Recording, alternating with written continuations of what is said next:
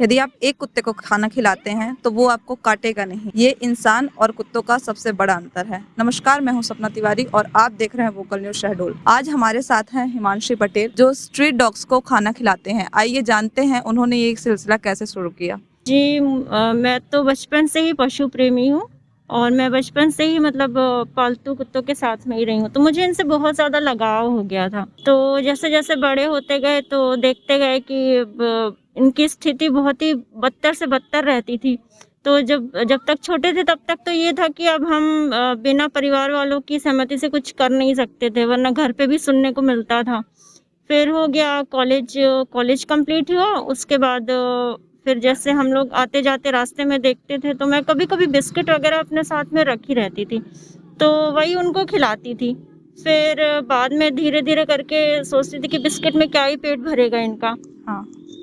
फिर धीरे-धीरे करके मैं ब्रेड खिलाना चालू की। फिर किसी ने बोला कि ब्रेड इनको नुकसान करता है, तो हम मतलब रेगुलर ब्रेड नहीं खिला सकते हैं।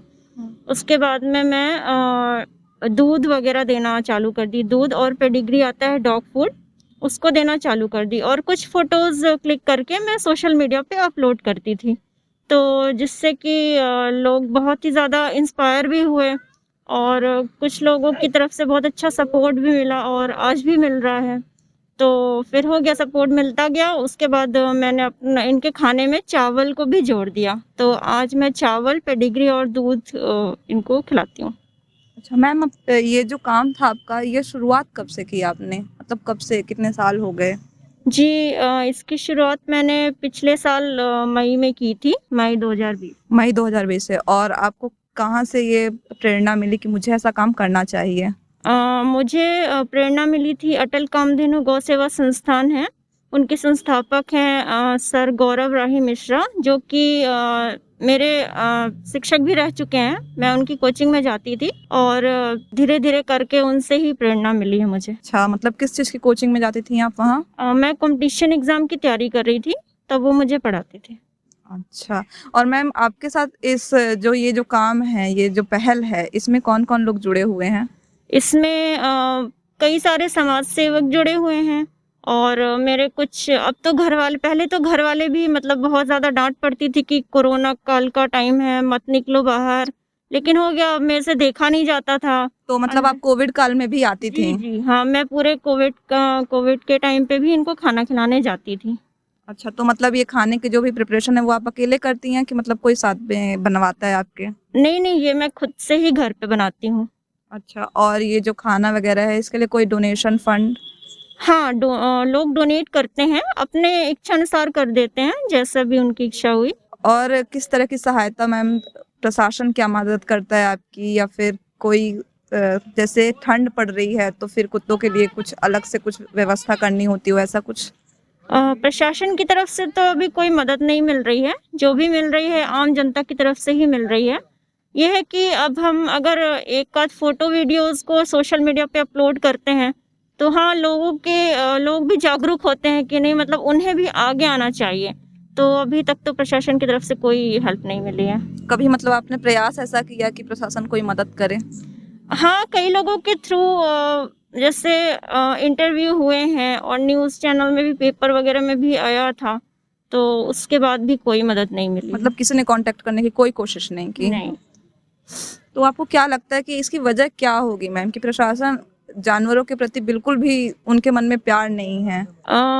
होना चाहिए ऐसा, क्योंकि जिस तरह से हम लोग हैं, नागरिक हैं, वैसे इन लोगों को भी हक है रहने का, जीने का।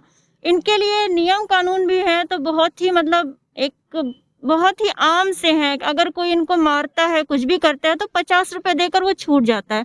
ऐसे कोई स्ट्रिक्ट लॉज़ नहीं बनाए हैं, तो तो मुझे आप चाहती हैं कि इसके लिए कुछ जो कानून है वो थोड़े कड़े होने चाहिए? जी, बिल्कुल होना चाहिए। और मैम जैसे कि आपने जब ये शुरू किया होगा तो मतलब रिस्पॉन्स क्या मिला आपको पब्लिक से? आप जैसे सोशल मीडिया पे एक्टिव हैं, आप इनकी फ़ोटोज़ डालती हैं जो भी आप खिलाती हैं, तो क्या लोगों का रिस्पॉन्स था? पॉज़िटिव था कि नेगेटिव था? आपने जब शुरू किया तो लोग कैसे देखते थे आपको? पहले तो मुझे भी बहुत ज़्यादा ऑकवर्ड लगता था।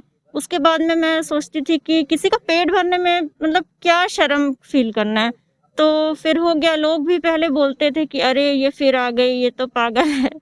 ऐसा करके बहुत कुछ सुनने को मिला था, पर हो गया धीरे-धीरे करके फिर लोग जानते गए और आज तो ऐसा है कि जहाँ-जहाँ मैं पहले खिलाती थी, वहाँ पे खुद से भी लोग खिलाते हैं। तो ये अच्छा, है तो मतलब ये है कि आपके साथ लोग जुड़ रहे हैं। जी, बिल्कुल जुड़ रहे हैं।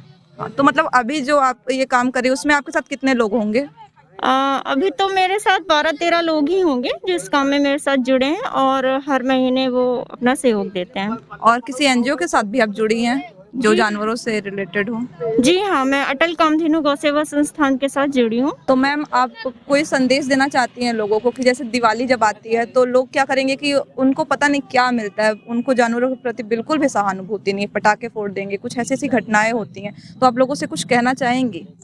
जी, बिल्कुल कहना चाहूँगी कि जिस तरह से हमारे घर के बच्चे हैं, वैसे भी एक तरह से ये भी हमारे ही बच्चे हैं, तो इनके साथ में ऐसा सलूक बिल्कुल ना करें, क्योंकि हमें भी जीने का हक है, उन्हें भी जीने का हक है। आपको वो बिल्कुल भी नुकसान नहीं पहुँचा रहे हैं, तो आपका भी कोई हक नहीं बनता है कि आप उन्हें नुकसान पहुँचाएँ और अपने बच्चों को भी यही सिखाएँ कि उनसे हमेशा प्यार से पेश आएँ। और मैम जैसे ठंड है तो जो पिल्ले होते हैं, अभी जो नए बच्चे जो हैं कुत्तों के, तो उनके लिए खाने का क्या कैसा रहता है? उनके लिए भी मैं अलग से लेके जाती हूँ, पपी फूड आता है क्योंकि वो न्यूबॉर्न बेबी हैं तो उनको न्यूट्रिएंट्स की ज़्यादा नीड होती है, तो उनके लिए मैं पपी फूड अलग से लेके जाती हूँ और अगर अभी ठंड जैसे चालू हुई, तो मैं इनके लिए धीरे-धीरे करके स्वेटर्स भी कलेक्ट कर रही थी। अभी कुछ डॉग्स को मैंने स्वेटर्स भी पहनाए हुए हैं और जैसे पपीज़ बहुत ही छोटे होते हैं, तो अभी उनके साइज़ का स्वेटर नहीं आता है, तो हम एक काम करते हैं, जैसे हमारे जो पुराने सॉक्स होते हैं, हम उनसे उनके लिए स्वेटर बना सकते हैं। अगर आपको कोई हेल्प चाहिए तो कहाँ कैसे आपसे संपर्क करें मैम? मेरा फ़ेसबुक में एक पेज है फीडिंग हंग्री सोल्स के नाम से, उसपे आपको मेरा कॉन्टैक्ट नंबर मिल जाएगा। अगर आप किसी भी तरह से अपनी तरफ से सहायता करना चाहते हैं, तो आप बिल्कुल मुझे कॉल कर सकते हैं। जी। तो ये थी हमारे साथ हिमांशी पटेल, जो भारत की नई युवा, एक नई पीढ़ी है, जो एक भारत को श्रेष्ठ भारत बनाने की ओर अग्रसर हैं। आगे की खबर के लिए जुड़े रहिए हमारे साथ और अपने आसपास के जानवरों के साथ सहानुभूति बरतिए और उन्हें खाना खिलाते रहिए और देखते रहिए वोकल न्यूज़ शहडोल। सपना तिवारी, धन्यवाद।